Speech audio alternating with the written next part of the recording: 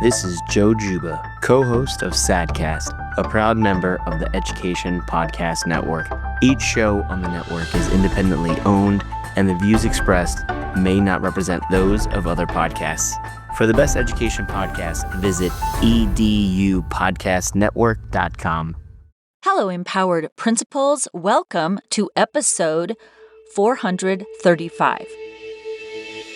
Welcome to the Empowered Principal Podcast, a not-so-typical educational resource that will teach you how to gain control of your career and get emotionally fit to lead your school and your life with joy by refining your most powerful tool, your mind. Here's your host, Certified Life Coach Angela Kelly.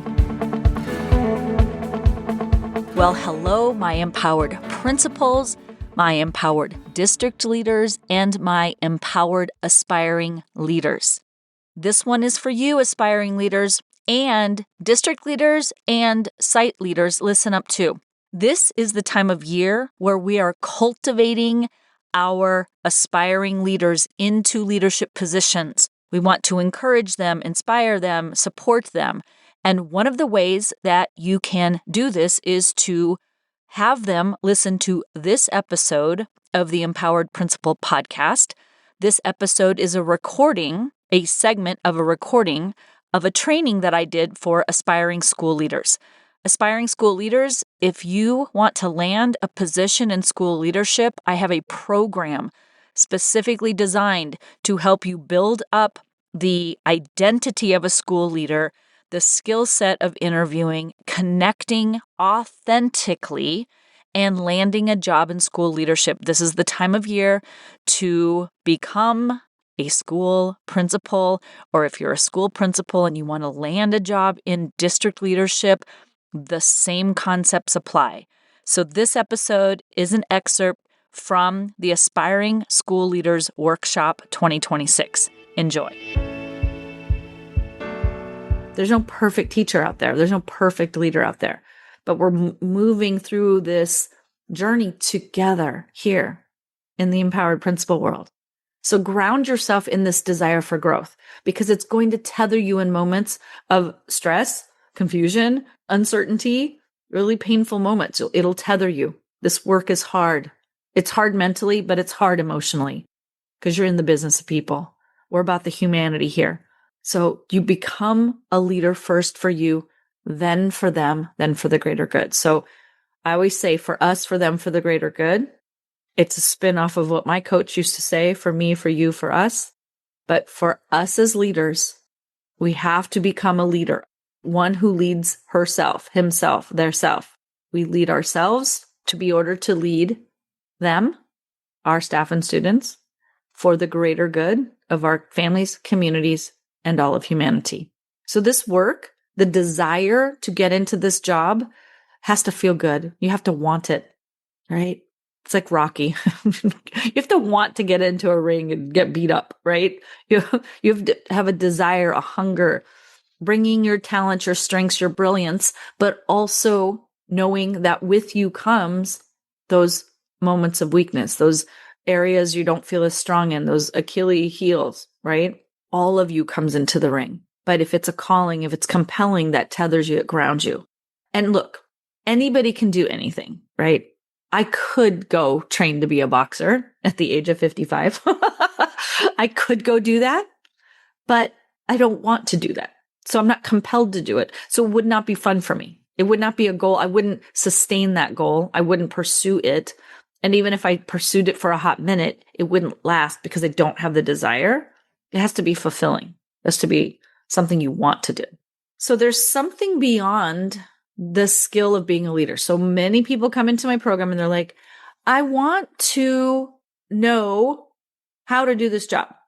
How do I do this job? Just tell me what to do and I'll do it. With all of the love and respect and grace, I offer you this. When you become a leader, and you've been a leader before, so we're going to tap into the parts of you that have already been a leader. You've led yourself through college. You've led yourself to learn your classroom. You have been a leader in your classroom for yourself and your students and for families. But when you say, just tell me how to be a leader, that's not what leadership is. The energetics of leadership matter. And what are the energetics of leadership? I'm going to talk about this a lot. It's not something you hear very often. So I want to be direct in what this means, what I'm referring to when I say this. The energetics of leadership, it's the energy that is fueling your decisions and your actions. It's emotional energy. It's like when you drive up to a gas station for your car and you have choices of fuel. It's the fuel that you put in the car. It's how you feel about yourself, the thoughts you think about yourself, your identity, what you believe you are and are not, how you feel about your ability to lead, to be a leader. Now, if you're aspiring, you're feeling like I have the capacity to lead. That's great. You're feeling good about yourself. And then you'll get into the position, and part of your leadership energy is going to be the thoughts and feelings you have about those that you're leading. You're going to have opinions about certain staff members. You're going to have thoughts and feelings about certain families, about certain policies that the district has, certain procedures, certain things they want you to do, initiatives. You're going to have feelings about those, fuel going in. You're going to have thoughts about your influence and impact, your capacity to create influence and impact. You're going to have thoughts and feelings about the vision you have for your school. Do I have a vision? Am I leading the vision? Am I somewhere in the middle? Am I in the back cleaning up all the messes that people leave behind? Where am I in this vision? Am I leading it? Ooh, that feels kind of scary, doesn't it? To think that I'm leading the pack. I'm leading the circus. And how do you feel about your capacity to handle anything that comes your way in school leadership? This is the energetics. This is what matters. This is the difference between two leaders who got trained at the same school with the same teachers in the same way, got the same credential, have two very different experiences. It's just little differences. What they think, what they feel, how they perceive things, the perception, their, ability to look through different lenses, look through all the facets, look through all the angles, consider different ways of thinking and being. Energetics is just running the show. And the easiest way I can explain it is that if you were a car and you pull up to the gas station, there's different octane levels, there's ethanol, there's diesel. Which gasoline is the most ideal for you? Everybody thinks they want premium, but there's some cars that have to run on diesel, and you put premium in them, they shut down.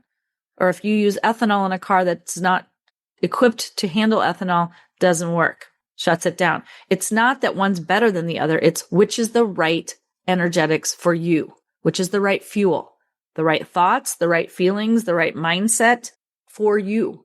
So we all have a vision of what school leadership will look and feel like. And there's the expectations that we have, what we think it's going to be like in anticipation, and then the reality of what it actually is. And I know for me, there was a gap in what I thought it would look and feel like and what it actually was. So people tend to go in one of two ways. They kind of go to all or none thinking. So on my end, it was like, it's going to be great. I'm going to have so much more flexibility. I'm going to have so much more influence and say in what goes on. And I'm going to fix all these things that aren't working for teachers. I'm going to fix it all.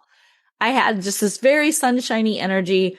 It's like thinking about vacation. When you're thinking about going on vacation, you're just thinking about all the happy stuff and how you're going to feel and how good it's going to be. You're not thinking about the potential of a flight delay or losing your luggage or the hotel room's not ready or you're taking your kids to Disneyland. They're going to have a major meltdown right when they're meeting Mickey Mouse and the pictures got ruined. Like you don't think about that stuff. You think about the happy stuff. That's one side. Other people tend to think about all that could go wrong because they want to be prepared. What if the plane gets delayed? What are we going to do? What's going to happen if the hotel sucks when we get there? What's going to happen if we can't get an Uber, if they don't have Uber services? What's going to happen if the kids melt down? So you can see on one end, it's like ignorance is bliss. It's so happy and you're expecting good things. And a lot of times good things happen when you expect them to happen because you're in alignment with the good things happening. That's where I tend to lean. And there's nothing wrong with wanting to be prepared so that your trip does go as smoothly as possible.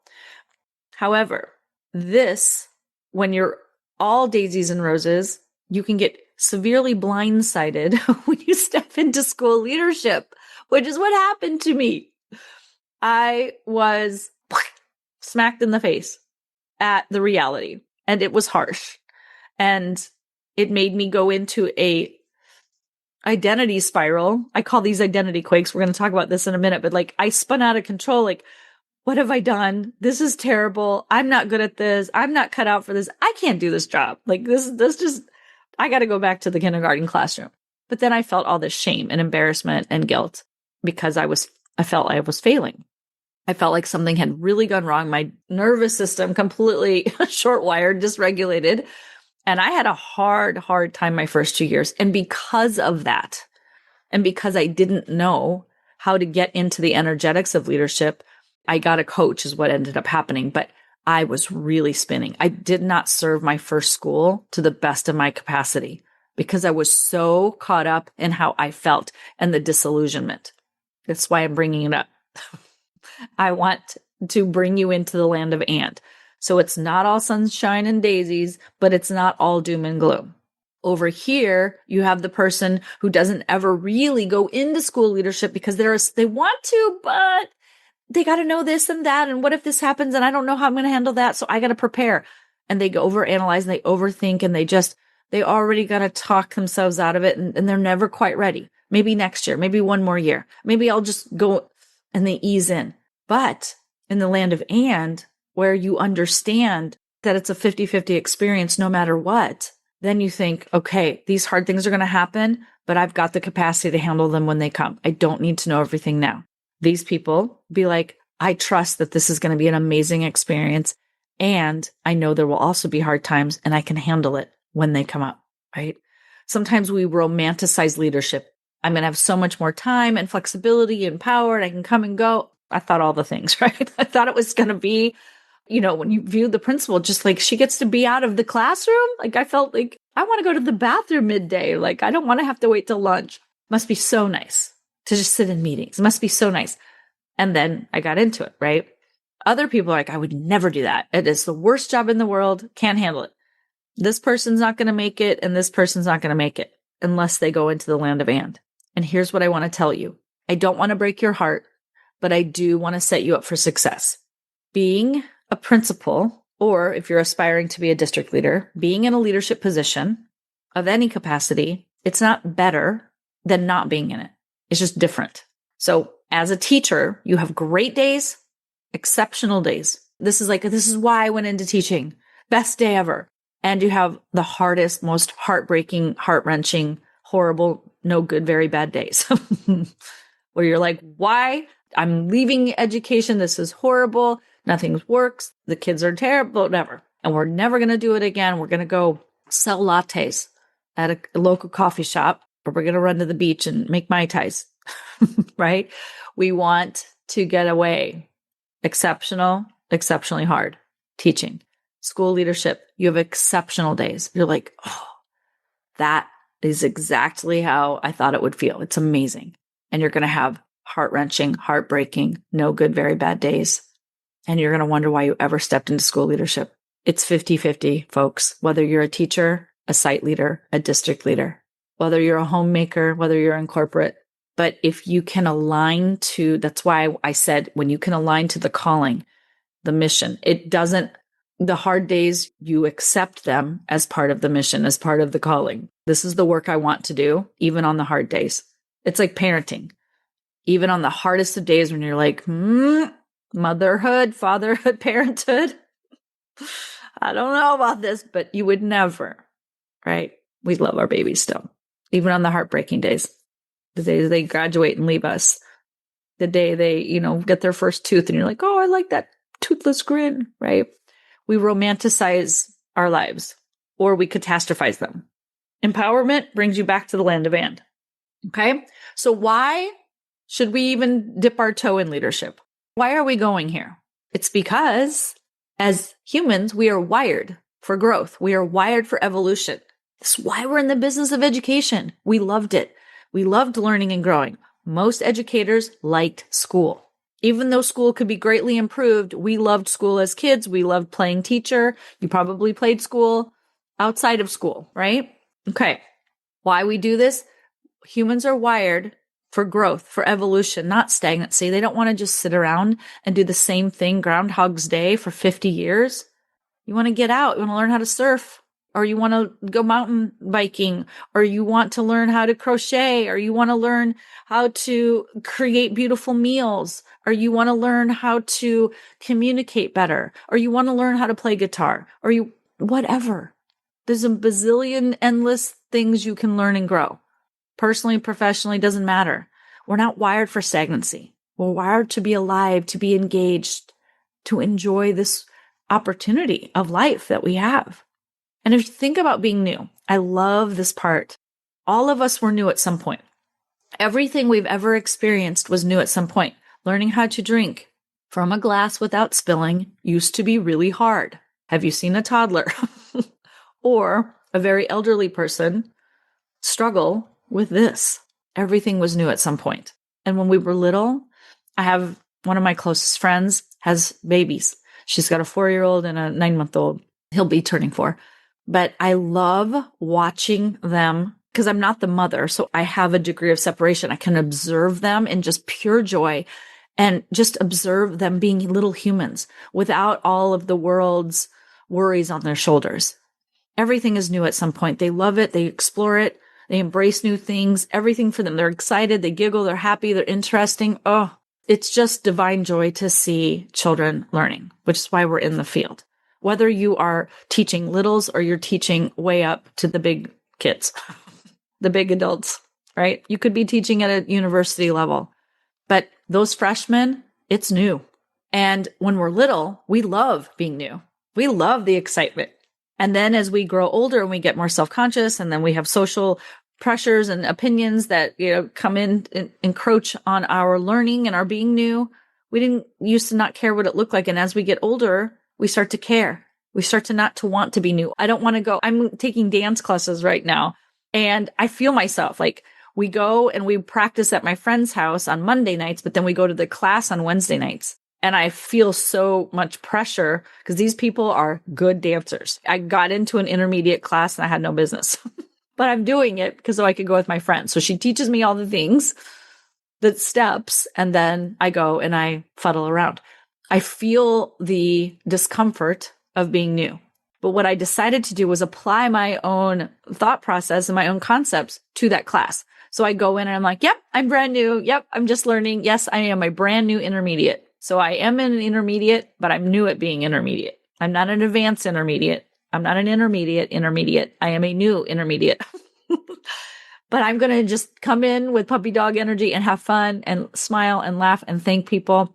I only had one out of 12 or 14 partners because you change partnerships. Only one that was kind of grumpy. Remember to count. Remember. Okay. Thank you for the feedback. 1, 2, 3, 4, 5, 6. Trying to remember to count while I'm also remembering to move my body in the right way and follow the leader's cues. So when we're little and there's no pressures, we're just compelled. We're just exploring. So what we want to do as leaders, we want to remember as adults to embrace being new, embrace new things with the enthusiasm of a child, but also with the patience of a mature adult. Sometimes we'll avoid putting ourselves in situations. And the older we get, the less, flexible we are with that, the less amenable we are to learning new things. We're like, I just do it my way. We don't want to look clumsy. We don't want to look awkward. This is something I am really embracing this year. Just putting myself in situations that are new, that are different, going to different places, trying different things, going to actual classes where I am clumsy, I am awkward, I am new. Nobody knows me. I don't know them. And I feel those emotions inside my body. I worry about what others will think. This is going to happen to you. You're going to get hired either into your own school district or another one, and you're not going to know what the heck you're doing. And you're going to think about, what are others thinking about me? I'm embarrassed. I feel silly. I don't know. I feel awkward. I don't like this feeling in my body. It's so crunchy. Ugh. But if you come in knowing you're new, embracing being new, letting that new energy be infectious, take it in stride. Let's have fun with it. As adults, when we get in, especially a leadership role, there's something that's like, oh, well, now that I'm a leader, I'm expected to just walk in and know. And here's what's crazy. I basically got hired. Here are your keys. A brand new principal at a brand new school, brand new construction. Wasn't even finished on day one. We had plumbing issues. The kitchen wasn't done. We had to do sack lunches for the kids. I'm telling you, hot mess express. I was a brand new principal. I had no idea what I was doing. Thank goodness for a very skilled and seasoned secretary who basically ran the show and told me what to do and where what to focus on, right? And what to prioritize. And then I stepped into after that first year, I really started to embrace okay, my identity as the leader, and I would work with her, but we became co-leaders. And then I moved to another school. But as adults, it is very uncomfortable to be new because they're here are the keys. You're now the leader. Know everything, do everything, be everything. Have a great day. So you're wait a minute, I'm supposed to know this? And then the minute you don't know something, or the minute you misspeak or misstep or misunderstand or miscommunicate, I'm flawed. I've done something wrong. I'm not cut out. I'm not the right fit. This isn't the right school for me. Your brain just goes off. It starts to tell you all these things. Go back to teaching. I just want you to know you're going to feel discomfort when you get into school leadership. Nothing's gone wrong. You're right on track. This part's uncomfortable. Just tell yourself that. Today, I'm feeling really new, feeling really clumsy, feeling a little awkward, pretty vulnerable. It's a tough feeling, but I'm here for it. I've got this. It was hard to be a new teacher, and now it's hard to be a new principal. And today I'm having a hard day. Being new at anything is hard. It's clumsy. Just know that you're not going to know. This discomfort that you feel, I call it just kind of crunchy inside. We're ugh, cringy. That's the emotion that accompanies growth, evolution, and success, right? So when you get into school leadership, you're going to feel doubt. There will be the emotion, the fuel that goes into your body one day when you go to the gas station of life is doubt. You're okay, I got this job. Now what? I don't know. You feel excited and you're somebody tell me what to do, but they're going to expect you to lead. So you're in this little quandary here. What do I do? Well, you're going to have to take action in doubt. You're going to have to allow yourself to feel I'm not sure what I'm doing. I'm not sure if this is the right decision. And I feel doubtful. And I've got to make this decision. I've got to take this action. Let yourself feel doubtful. And some days, yes, you're going to go home. There will be water leaking out of your eyes many days on your drive home or when you get home. Just know tears will come. It's okay. Cry it out. The tears won't hurt you. That actually releases emotion. It's a very good thing. When you are really in doubt and you're in an overwhelm cycle, just acknowledge it. Be kind to yourself, but don't think something's gone wrong. There's a difference. I'm feeling this way today, and it's a normal part of the process versus I'm feeling this way today and something's gone wrong and I need to fix this now. That's accepting and allowing the emotion, the fuel that went in the tank for the day versus trying to spit it out and avoid the emotion or stopping the car altogether, halting. But here's the thing. You can always let the fuel run through, feel the doubt, feel all the feels, and then refuel. Okay, now what? Go back and get the right gas. Overwhelm is going to happen. It's okay. Literally, in school leadership, there is too much to do and not enough time. It's a mathematical certainty. Just like the Titanic sinking, as the guy said, it is a certainty. It's a mathematical certainty that there is too much to do and not enough time. So we don't have to argue with ourselves or try to convince other people that there is too much to do as a school leader or a district leader and there's not enough time. We know that because people want us to solve the world's problems as educators, right? So we know this without a doubt. But the sooner you realize that the demands are always going to outweigh what you can physically accomplish, then you just start to accept. I'm going to need to plan this out. I'm going to need to prioritize. Sometimes I'm going to have to triage. Sometimes there's going to be wipeout days, but I'm also going to learn to constrain myself. I'm not going to try and solve all the problems. I'm not going to buy into whack-a-mole, putting out fires, and I'm going to allow myself to accurately delegate, which is an entire skill that I teach. How to delegate, how to onboard, how to teach someone before you, all of the onboarding stuff, all of the delegation stuff, those are critical parts of, those are the skill sets, but it's also part of mindset when it comes to being a highly, highly effective school leader. So these are things that most principals don't want to do. They don't want to make decisions when they're feeling doubt. They want to wait until they feel certainty.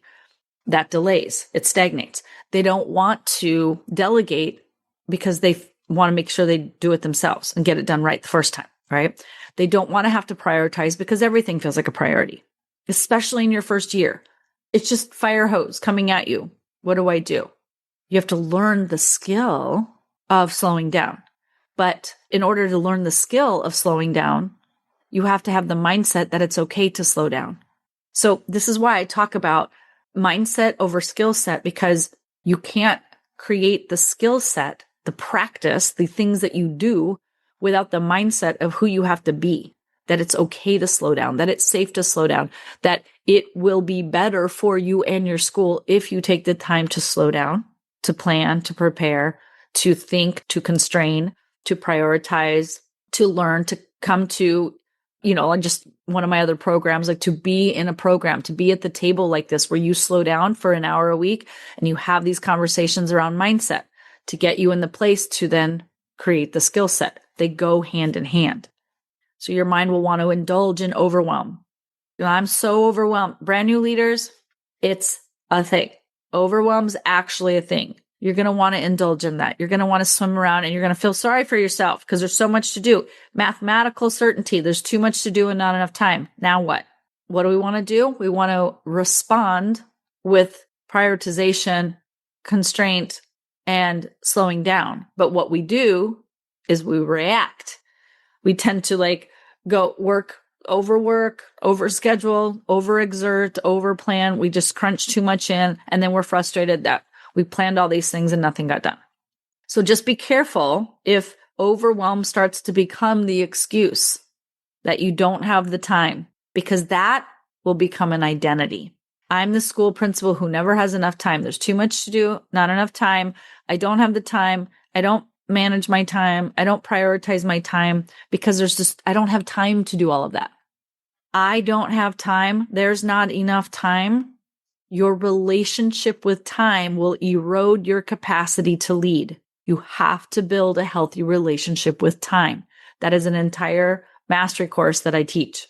And in EPC, which is the Empowered Principal Collaborative, we talk about time all of the time because your relationship with time really, really matters. A leader who identifies themselves as busy. I'm so busy. It's been a busy week. I'm really busy. There's a lot on my plate.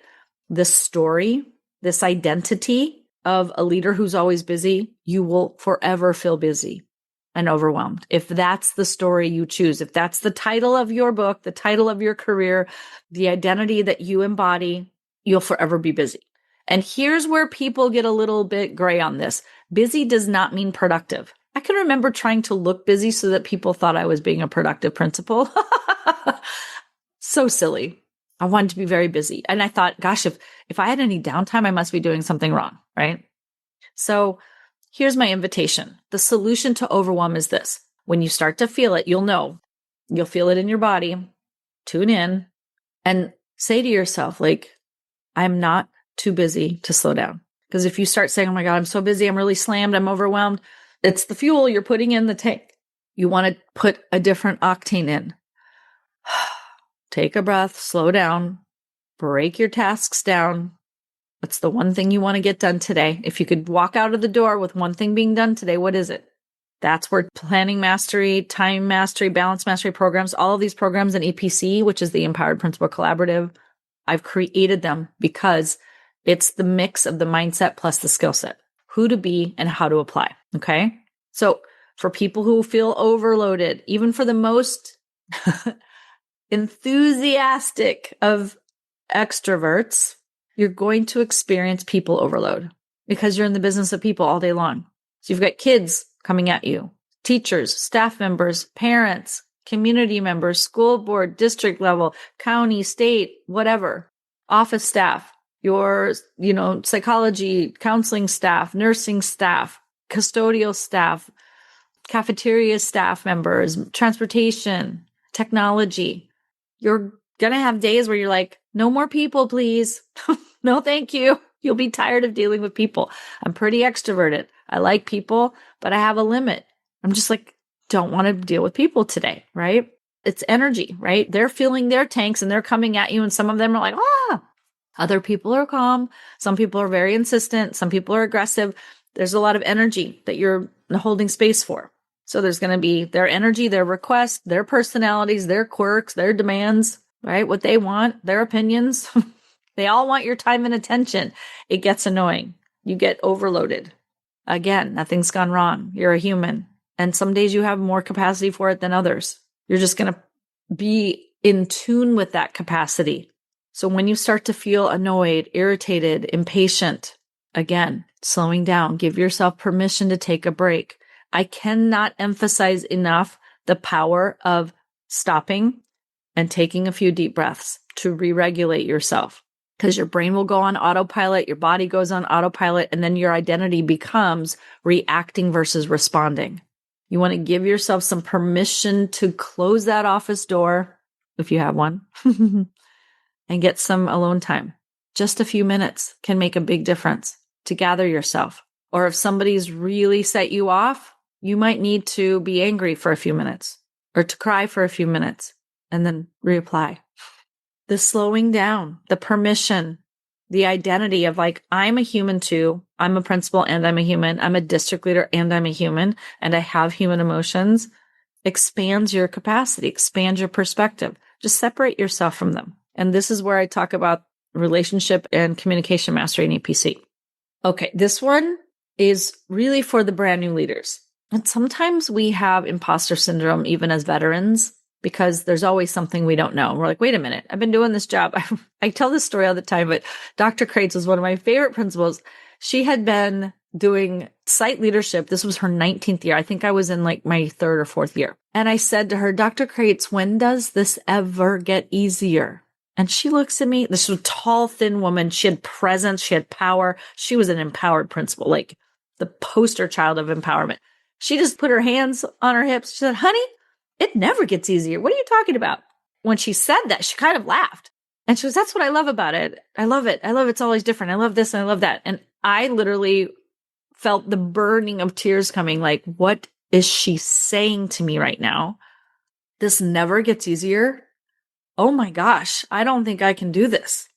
And I had a moment of complete imposter syndrome, complete inefficiency. I felt so inefficient. I was watching her just be a powerhouse.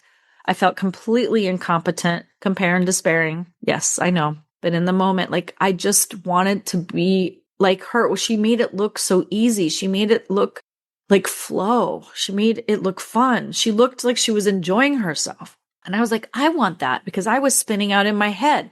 I'm not good enough. Nobody likes me. What are people thinking? I can't do this. I don't know that. I thought I was going to have power. I don't have power. This is worse. This is worse. I just, so in my head about me. But the more that you become aware of who you are and how you're feeling, your identity, if you get stuck in spinning on that, you're going to get stuck in an overwhelm cycle that's like a merry-go-round. It's going to make you sick to your stomach. The bouts of insufficiency and incompetency will paralyze you from leading, because the power thought will be like, I don't know what I'm doing. I'm not sure how to handle this. I don't know what to do. I'm not enough. It's an insufficient feeling, no matter what you're doing. It's like, I'm not being enough. I'm not trying hard enough. I don't know enough. What is the solution to insufficiency? For me and for the clients that I serve, you can't do it all. Too much to do and not enough time. It's a mathematical certainty. You can't do everything, but you can do anything, any one thing. Focus on one thing at a time. When you get one thing done, you feel accomplished. It gives you a notch in your belt in terms of sufficiency, of competency. Maybe I didn't get these other 8 things done, but I got this done. Every time you do the one thing, you expand your capacity. One, you're expanding your capacity no matter what, but you will feel more accomplished. Your identity will evolve. This is what leadership mastery is. This is the leadership energetics I'm talking about. It's the balance of doing and being. So right now, as we're sitting here together in this webinar, you have a current self-identity. You have a self-concept about who you are. I want you to think for a minute about your character traits. You believe certain things that you are. You believe certain things you're not. I am this. I am not that. I can do this. I can't do that. These are my strengths. These are my weaknesses. This is what I'm capable of. This is what I can and cannot do. This is what I can and cannot handle. This is what I can and cannot learn. You have a certain identity right now. And it's funny, we'll introduce ourselves based on who we believe we are. Like when we meet somebody for the first time, we're going to say like, oh, I'm a brand new principal. Oh, hi, nice to meet you. Tell me what to do. Or we come in Hi, I'm the principal of Sunnyside Elementary School. Pleasure to meet you. Confident, calm, assured, empowered. You can do that in your first year, or you can do that in your 10th year. Hi, I'm the new principal at Sunnyside Elementary School. What a pleasure to meet you. You might identify as being too young for the job, or maybe too veteran. Nobody likes me, or nobody knows me. Experienced. Hi, been doing this job for 10 years, or I have no idea what's going on here. I'm brand new. We talk about this. Our identity comes through in our interactions with other humans, right? We tell people, I'm good at this, not good at that. I know how to do this, not that. Your identity has a direct impact on your capacity to lead. Whether you think you can or you can't, you're right. Thanks for listening to this episode of the Empowered Principal Podcast. If you enjoyed this episode and want to learn more, please visit angelakellycoaching.com, where you can sign up for weekly updates and learn more about the tools that will help you become an emotionally fit school leader.